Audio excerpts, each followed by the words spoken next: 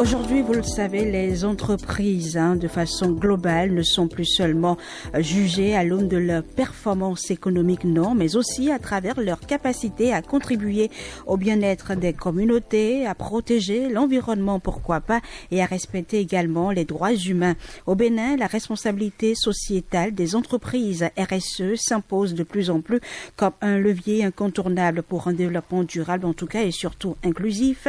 Mais entre défis, bonnes pratiques et perspectives, la question centrale demeure: comment faire de la RSE un véritable moteur de transformation sociale et économique pour notre pays? Eh bien, nous allons parler du baromètre RSE Bénin 2025, un baromètre sur lequel travaille actuellement M. Loukman Laniyan, expert RSE et enseignant. Il intervient, on l'a dit tout à l'heure, dans plusieurs universités et écoles de commerce en France. M. Loukman Laniyan, bonjour de nouveau et bienvenue. Bonjour Madame Vaudonon. Alors, est-ce que vous pouvez nous présenter le baromètre RSE Bénin 2025 et nous dire pourquoi pas ce qui a motivé sa création, Monsieur Laniyan? Merci beaucoup Madame Vaudonon. Effectivement, le baromètre RSE Bénin 2025, il faut dire qu'il est la première étude nationale qui mesure le niveau de maturité des entreprises, des grandes entreprises béninoises en matière de RSE. C'est une étude qui est née d'un double constat, c'est que tout d'abord, les standards internationaux en matière de RSE évoluent très rapidement, mais également qu'au niveau des entreprises béninoises, il y a déjà aujourd'hui de nombreuses actions qui sont menées, mais qui restent peu visibles et peu structurées. Donc c'est pour donner une photographie claire du niveau de maturité et de mettre en valeur les bonnes pratiques des entreprises béninoises que nous avons lancé cette étude dénommée le baromètre RSE Bénin 2025. Vous l'avez dit, ces initiatives restent peu visibles. C'est dû à quoi selon vous? C'est dû déjà, selon moi, à la compréhension qu'on a aujourd'hui au Bénin de la RSE. Il faut dire que pour nombre d'entreprises au Bénin, la RSE est perçue sous l'angle social. D'accord, alors que l'angle social n'est qu'une infime partie de la RSE. D'accord. Mais la RSE, c'est la... Bon, on va en revenir là-dessus, mais déjà, c'est la responsabilité sociétale des entreprises. Tout à fait. Comme on parle de sociétal, donc forcément, on met l'accent sur tout ce qui concerne la société. On comprend aisément. Mais ce que je voudrais savoir, pourquoi avoir choisi le Bénin comme premier pays pour cette initiative, parlant du baromètre, évidemment?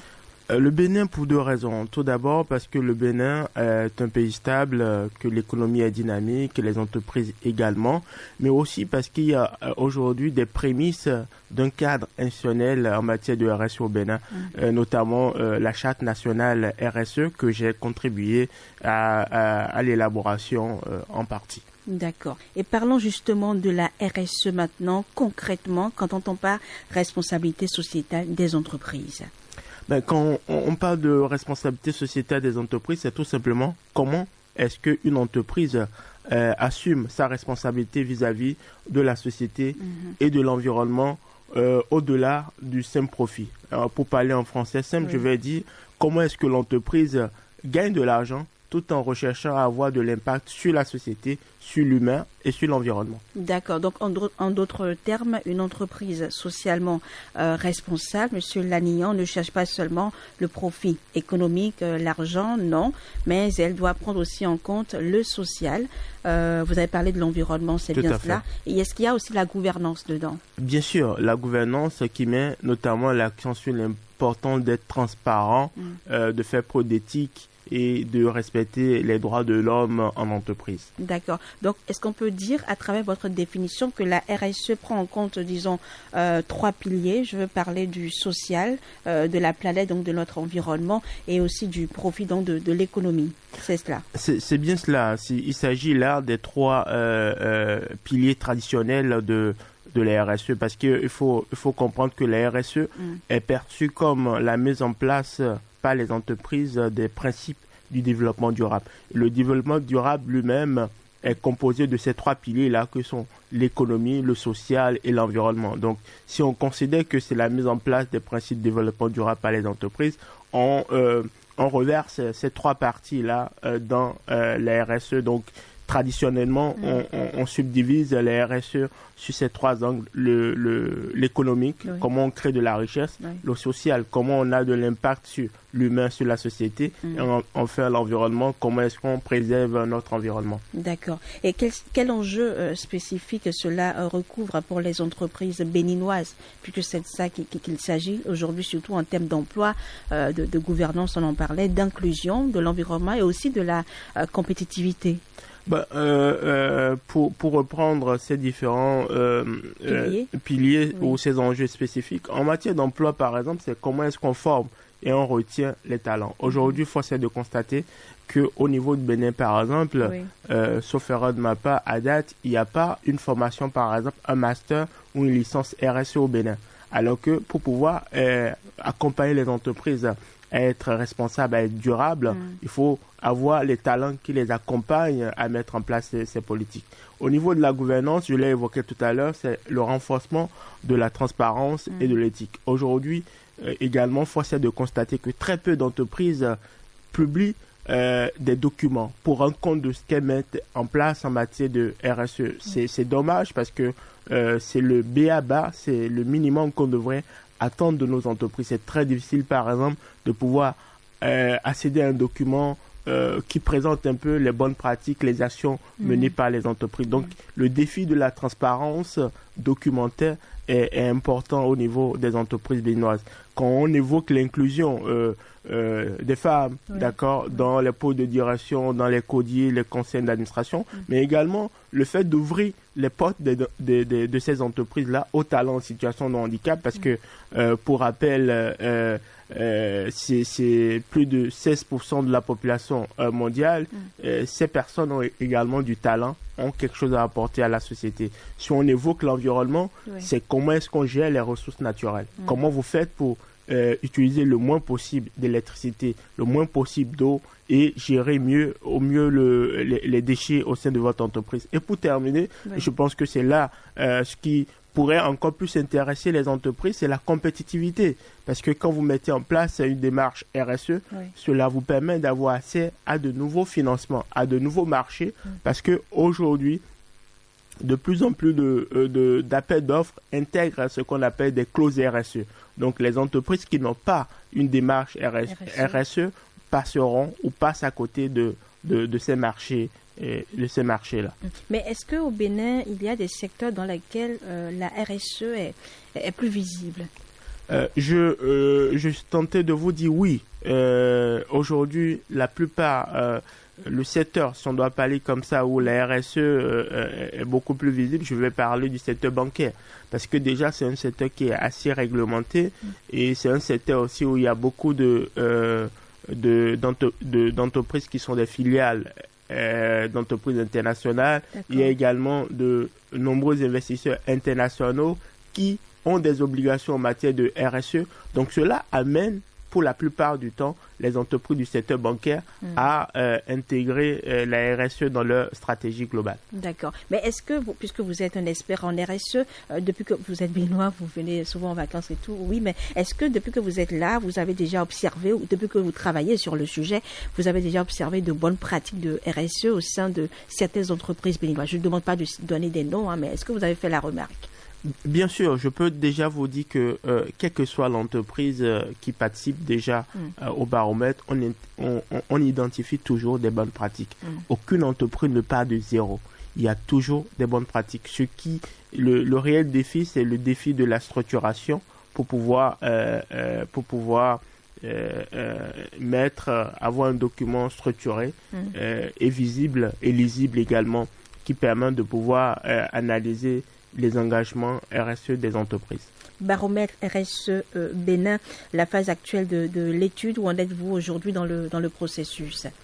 Alors, dans le processus, aujourd'hui, nous sommes dans la phase de collecte et de participation des entreprises. Donc, notre objectif est de toucher les 150 plus grandes entreprises du Bénin pour cette première édition. 150? Non, 50. 50, oui, d'accord. Pour cette première édition, les 50 plus grandes entreprises, nous sommes déjà à une trentaine. Donc, on espère atteindre notre objectif d'ici septembre parce que fin septembre, on va boucler la participation et on va passer à une autre étape qui est celle de l'analyse des données afin de l'élaboration, en vue de l'élaboration du rapport pays RSE 2025.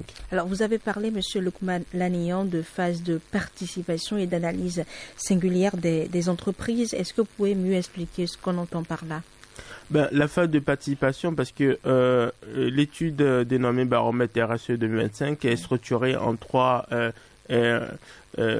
axes ou est structurée autour de trois étapes. D'abord, on a un questionnaire de 70 questions et ensuite, une fois que les entreprises ont répondu au questionnaire, on leur fait passer un entretien qualitatif d'une soixantaine de minutes. Et après, les entreprises nous fournissent pour la plupart aussi de la documentation pour venir renforcer les propos ou le dire. Et donc, cela nous permet, la réunion de ces trois, le questionnaire, l'entretien et les documents transmis, de pouvoir faire l'analyse et de leur transmettre par la suite un rapport diagnostique qui présente la photocopie de leur niveau de maturité à date. D'accord. Est-ce que les PME sont prises en compte? Aujourd'hui, comme nous sommes à la première édition, on cible dans un premier temps les grandes entreprises. Et c'est tellement parce qu'on souhaite, notre vœu, c'est d'en faire un rendez-vous annuel. Donc, dans les années à venir, petit à petit, on va pouvoir toucher également les petites et moyennes entreprises. Mais pour l'instant, pour l'heure, il s'agit des grandes entreprises béninoises. Les 50 plus grandes entreprises du Bénin. Et quel est l'intérêt pour une entreprise de recevoir ce rapport diagnostic individuel? L'intérêt d'abord, c'est de connaître son état, connaître son niveau de maturité. Et vous savez, quand on va à l'hôpital et qu'on va voir le médecin, lorsque on s'exprime mal, le médecin peut être amené à faire un diagnostic qui n'est pas tout à fait ce qui devrait être. Donc, faire participer à cette étude permet à l'entreprise d'avoir un rapport d'état de lieu qui présente à la fois ses forces, mais également ses axes d'amélioration. Et je tiens à préciser que c'est un outil de pilotage parce que lorsque vous recevez un rapport de diagnostic, cela permet à la gouvernance, à votre direction, de pouvoir savoir maintenant quelles sont les actions à mener par la suite. D'accord.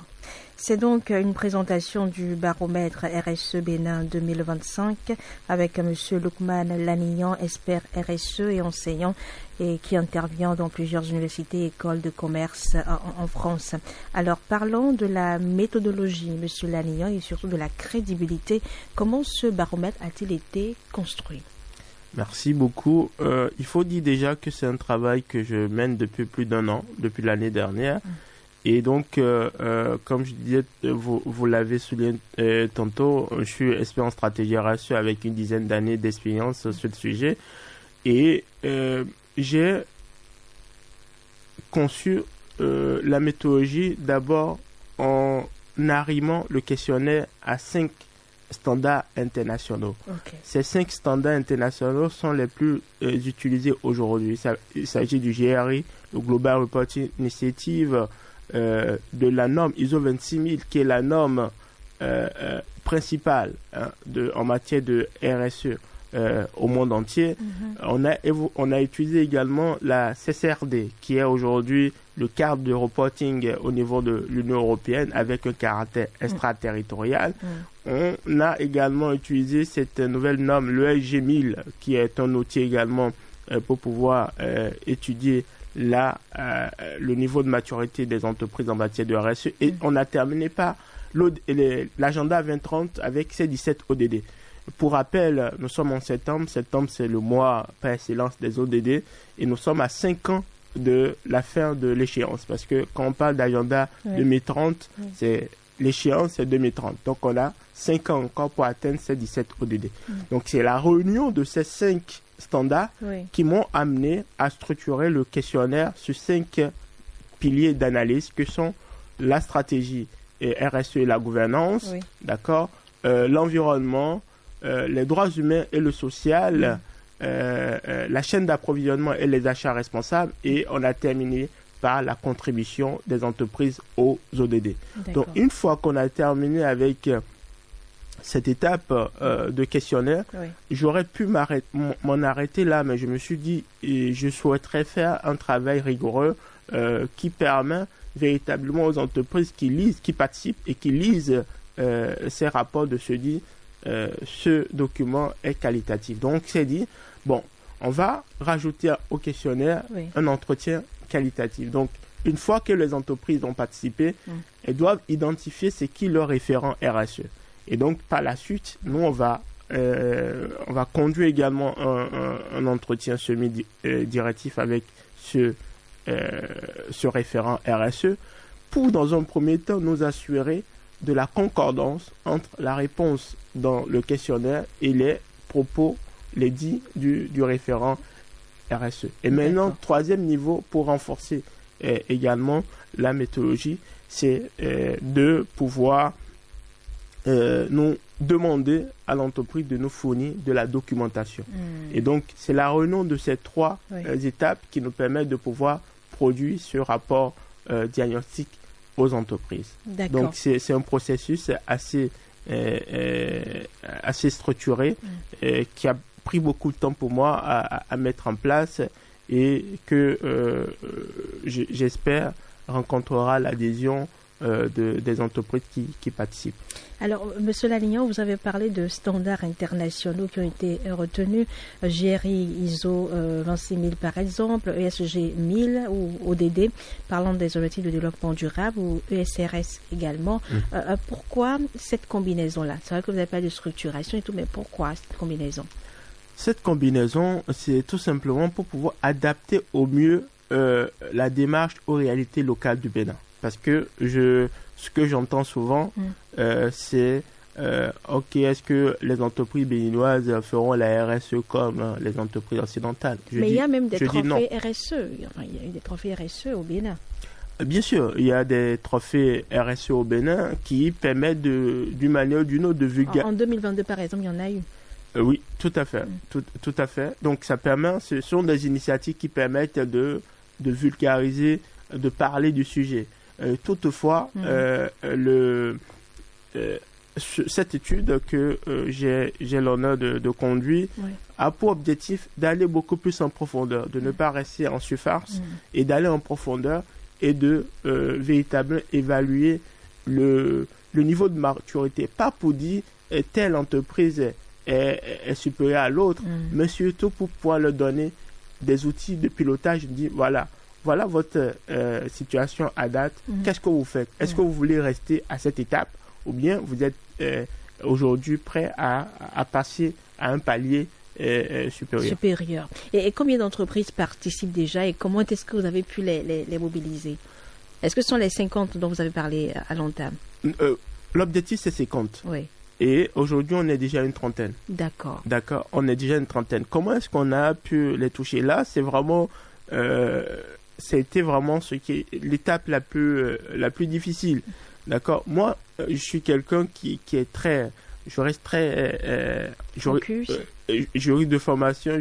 J'aime bien respecter les cadres mis en place par les différentes structures. Donc, la manière classique, standard que je connais, c'est le dépôt d'un courrier où on invite les entreprises à participer. Donc, ce qu'on a essayé de faire, pour faire simple, c'est qu'on a fait notre liste d'entreprises qu'on souhaiterait voir participer.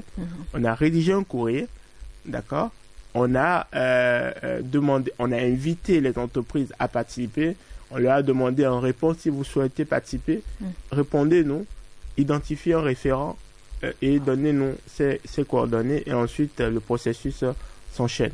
c'est pas une partie facile, mais on est ravis avec la magnifique équipe qui m'accompagne. On est ravis aujourd'hui au moins déjà d'être à une trentaine d'entreprises participantes. D'accord. Et quelles sont maintenant les prochaines étapes après cette phase de diagnostic? Les prochaines étapes aujourd'hui, c'est de boucler d'ici la fin de ce mois la participation effective des entreprises. Et le mois d'octobre sera le mois de l'analyse et du début d'élaboration du rapport pays. Parce que ce qu'il faut comprendre, c'est que le rapport diagnostic qu'on partage aux entreprises est propre à chaque entreprise. Et là, c'est un peu une manière de les motiver, de les encourager à avoir participé. Sinon, l'objectif final, ce n'est pas ces rapports diagnostiques. C'est plutôt le rapport pays qui va présenter un panorama du niveau de maturité de la RSE au Bénin. D'accord. Aussi, mettre en lumière les bonnes pratiques et formuler un certain nombre de recommandations stratégiques pour pouvoir amplifier davantage ce qui a été constaté comme niveau de maturité des entreprises au Bénin en matière de RSE. D'accord. Alors, vous avez également annoncé une version du rapport national dès mi-novembre 2025. Qu'est-ce qu'on pourrait y trouver concrètement? On pourrait y trouver concrètement, comme je disais tantôt, un panorama du niveau de maturité de manière globale. Ok. On va également trouver la perception qu'ont certaines parties prenantes de la RSE au Bénin, parce que dans ce rapport pays, on ne va pas se cantonner uniquement aux entreprises, on va donner également la parole à certaines parties prenantes, d'accord, des fêtières professionnels, le patronat, des syndicats, des ambassades, des organisations internationales, pour aussi avoir leur perception de ce que devrait être la RSE au Bénin. Donc, on va retrouver dans ce rapport pays ce retour-là, mais également des recommandations stratégiques à l'endroit notamment des autorités, puisque aujourd'hui, comme je l'ai dit tantôt, si j'ai choisi le Bénin, c'est parce qu'il y a déjà un certain nombre de prémices. Il y a le terreau pour pouvoir faire évoluer la RSE au Bénin, notamment à travers la charte nationale RSE qui existe depuis un certain nombre d'années. Et donc, pour terminer dans ce rapport, pour cette année, on fera un focus sur le secteur bancaire, puisqu'on a la chance, une grande majorité des établissements financiers et bancaires participent à ce baromètre. Donc, on pourra avoir assez de données pour pouvoir présenter un peu les pratiques en matière de RSE dans le secteur bancaire béninois. Et puis, il y aura la restitution, sans doute. Tout à fait, tout à fait. Cette restitution se fera dans le cadre d'une conférence qui se tiendra en décembre, d'accord, à Cotonou. Et il y aura la présentation officielle, il y aura des panels, voilà, des prises de position pour pouvoir mettre en lumière ce rapport pays RSE. On vous sait aussi très engagé dans la cause des personnes handicapées. On imagine que est-ce que c'est des entreprises, enfin, des entreprises, oui, pourquoi pas, qui sont dans qui aident, je veux dire, les personnes handicapées, d'accord, en termes d'inclusion et tout, sont prises en compte. Bien sûr, bien sûr. D'ailleurs, quand j'évoquais tout à l'heure le pilier d'analyse, sur le volet social et droits humains, il y a tout un item sur l'inclusion, sur la diversité. Vous l'avez souligné tout à l'heure, on me connaît depuis un certain nombre d'années comme quelqu'un d'engagé sur la cause des personnes en situation de handicap, c'est vrai. Ben, ça reste un engagement pour moi, et mon domaine d'expertise, il est beaucoup plus large que la question du handicap, c'est la RSE dans sa globalité. D'accord. Alors, pour cette première édition, eh bien, disons qu'elle est gratuite pour les entreprises. Voilà. Pourquoi ce choix-là? Ce choix-là, parce que pour ma part, pour ma part, au regard de la compréhension qu'on a du sujet aujourd'hui au Bénin, il me paraissait important d'amener petit à petit les entreprises. Parce qu'encore une fois, les entreprises mènent énormément d'actions caritatives. Mais, comme je le dis souvent, la philanthropie n'est qu'une infime partie de la RSE. Comme le dit si bien dans sa pyramide Archie Carroll, il y a 4 niveaux de responsabilité pour une entreprise. C'est d'abord la responsabilité économique. Une entreprise doit pouvoir gagner de l'argent. C'est d'abord être profitable, d'accord? Deuxième niveau de responsabilité, c'est la responsabilité légale. C'est d'être respectueuse des lois en vigueur dans le pays où l'entreprise exerce. Troisième niveau de responsabilité, c'est la responsabilité éthique. C'est de se comporter en bon père de famille. Et pour terminer, le dernier niveau de responsabilité, c'est la responsabilité philanthropique. Et au Bénin, force est de constater que c'est beaucoup plus ce dernier niveau de responsabilité qui n'est qu'une infime partie de la RSE qui est beaucoup plus mise en lumière. Et maintenant, une petite touche qui va peut-être vous faire sourire, c'est que je suis très souvent, j'ai adopté une approche des vaillantes commerçantes du Bénin. Vous savez, quand vous rencontrez une vendeuse d'arachide, avant d'acheter votre arachide, elle va vous donner ce qu'on appelle communément le dokon. Donc l'idée c'est... Oui. Ok, il faut goûter, voir. Pour goûter, pour voir. Donc l'idée c'est aussi d'amener les entreprises pour qu'elles comprennent un peu de quoi il s'agit. Donc cette année, la participation, elle est gratuite. Mais c'est vrai que, on l'a dit, le concept de RSE demeure quand même peu connu des entreprises béninoises et les communications à son sujet sont aussi un peu limitées. Mais est-ce que de surcroît, si vous le permettez, les experts spécialisés, d'accord, comme vous, sont rares, non, dans ce domaine? Oui, il faut... Est-ce que ce n'est pas ça qui freine aussi un peu l'accompagnement de façon concrète des structures? Oui, aujourd'hui, force est de constater sincèrement que oui, les experts en matière de RSE sont rares, on n'est pas nombreux. Et même sur le continent, il y a très peu d'Africains qui sont spécialistes du sujet. Moi, j'ai tendance à dire, tout en restant diplomate, que ceux qui en parlent en savent peu et ceux qui en savent en parlent peu. Aujourd'hui, oui, il y a très peu d'experts réels qui comprennent le sujet en profondeur. Donc oui, cela peut freiner les entreprises à s'engager. Et aussi, c'est dans le but de faire comprendre aux entreprises qu'il y a des personnes qui travaillent sur le sujet qu'on a lancé ce baromètre RSE. Et donc peut-être dans les participants, il y aura aussi d'autres experts qui viendront à la conférence. Ça va permettre également aux entreprises d'avoir une vue d'ensemble sur les experts qui peuvent les accompagner à monter en maturité sur ces sujets. C'est vrai qu'une charte volonté en RSE existe au Bénin. Mais bon, comment est-ce que vous envisagez, M. Lanignan, la suite notamment en 2026 ?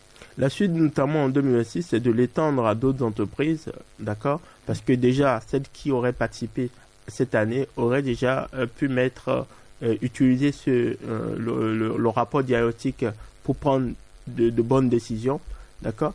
Et cela nous permettrait également de pouvoir suivre d'année en année les indicateurs. Parce que au niveau de au niveau de l'étude, il y a des indicateurs qu'on a mis en place. Il y a des scores. Cela permettrait aux entreprises de pouvoir suivre l'évolution de leurs scores. Parce qu'au niveau du baromètre, il y a différents niveaux de scores en fonction du niveau de maturité des entreprises. Donc, l'objectif, je pense, pour une entreprise qui a aujourd'hui bronze moins, par exemple, serait de mettre en place de belles initiatives pour que l'année prochaine, elle puisse passer à la catégorie bronze plus ou argent moins. Donc, voilà un peu.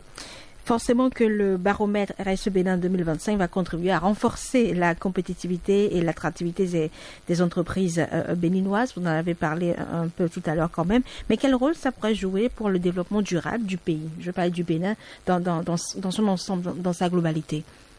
Comme je l'ai dit tout à l'heure, quand on parle de RSE, c'est comment est-ce qu'une entreprise assume sa responsabilité sur l'humain, sur la société.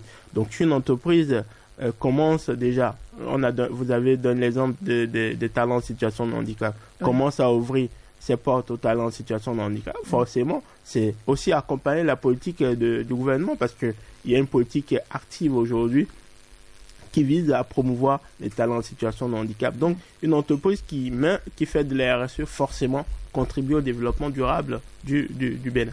Merci beaucoup, mais pour finir, quel message adressez-vous aujourd'hui aux entreprises béninoises qui hésitent encore à y prendre part, à participer, et puis aux citoyens qui nous écoutent? Pourquoi doivent-ils s'intéresser à la RSE, responsabilité sociétale des entreprises? Bon, pour ce qui concerne les entreprises, c'est de leur recommander chaudement d'y participer. Cette année, la participation, elle est gratuite.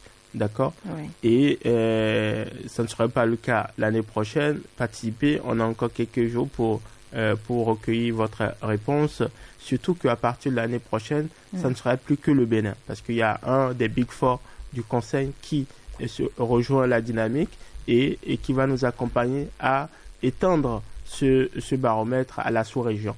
Maintenant, pour ce qui concerne ceux qui nous écoutent, c'est de leur dire que la RSE, ça peut être aussi un secteur un domaine d'expertise qui peuvent approcher, donc de leur recommander d'être à l'écoute, parce que certainement au cours de l'année 2026, on va lancer également des formations spécifiques sur la RSE.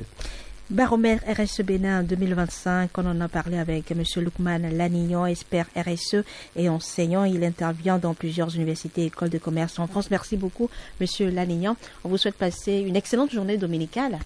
Merci beaucoup, Madame Vaudenon, de me recevoir. Et c'est toujours un plaisir pour moi de revenir dans votre studio. Un plaisir partagé. Mais vous restez avec nous pour suivre l'actualité, l'information en 3 minutes qui sera donnée donc par Cyprien Lecousse.